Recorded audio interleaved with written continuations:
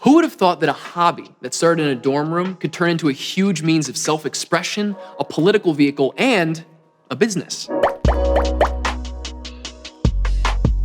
Today, I'm talking about Brown Girls, which is a company that started in someone's dorm room and now has become a major vessel for women of color and bringing representation to them in the accessory world. I'm super excited to dive in with Gretchen. Gretchen, what is up? It is so nice to meet you.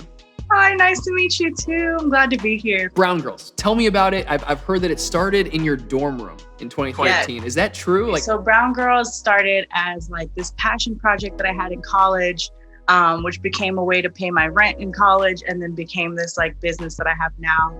And it did start in my college dorm room. I was a fine art major and learned how to do laser cutting in my school, and just took off from there. Ever since then, I would sneak into the art lab and use their laser and just cut out mad earrings and stuff. And yeah, I helped pay through my way through school. Was there a point where it started and you're like, okay, this is just a hobby, and then it hit a certain point where you're like, okay, this is actually, I can make something out of this? In 2013, 2014, when I was starting, it wasn't, a lot of things about representation of people of color wasn't huge yet. There weren't brands that like Fenty who were championing representation and women of color.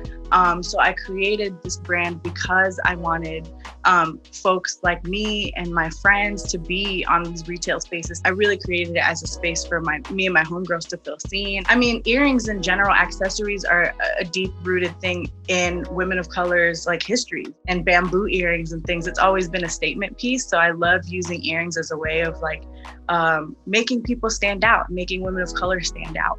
If you have a story, if you have something that's specific to you that people don't see, like show that. This one right here, this piece right here is, you see the United Farm Workers Movement. Yeah. So that is the most intricate thing ever. It's beautiful. I have a more intricate thing. So like this is the International Hotel Strike, which is like a key protest that deals with housing rights in San Francisco. And a lot of people don't know that Filipino Americans headed that.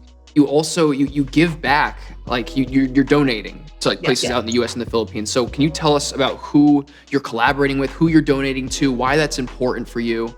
With the line that I just did during the quarantine, I did a lot of donations, different donations to organizations that were fighting for Black liberation, and a lot of like organizations that were doing bail funds throughout the United States for Black Lives Matter protesters, LGBTQIA youth. And then with this current Filipino American history line, I did donations to different Filipino American orgs. And I've always had that sense of reciprocity, of giving back. It's never about me as a singular person. Like my success isn't about how much money I make or anything. It's about how much I can help my community, or how much I can help the rest of the people that support me. It's truly inspiring work you're doing. And people are resonating with, for a company that started off in a dorm room to now have close to 30,000 followers. Do you feel like a sense of pride? Are you excited about that? Like, people don't know that I'm the only one that's doing everything. Like when I respond to people on Instagram, I'm always saying we, and there's literally no we. It's just me. So it's just like I trip out every time somebody asks me this question, because I'm like, holy crap, like I did all this by myself.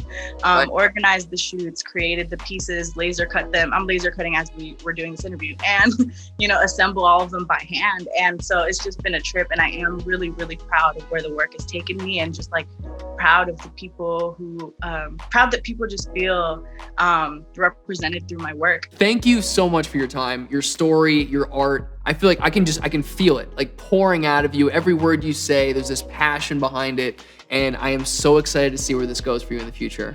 Thank you so much. Thank you for having me again. I'm so glad to be here. And yeah, I just hope that more and more folks have these businesses and just, outpour their love onto the rest of their community. There it is. Who would have thought that accessories could bring such a powerful message to people? You should check out Brown Girls, because I know I'm about to follow them on Instagram and like all their stuff and probably buy some things. So check them out and help support the movement. See you guys next time.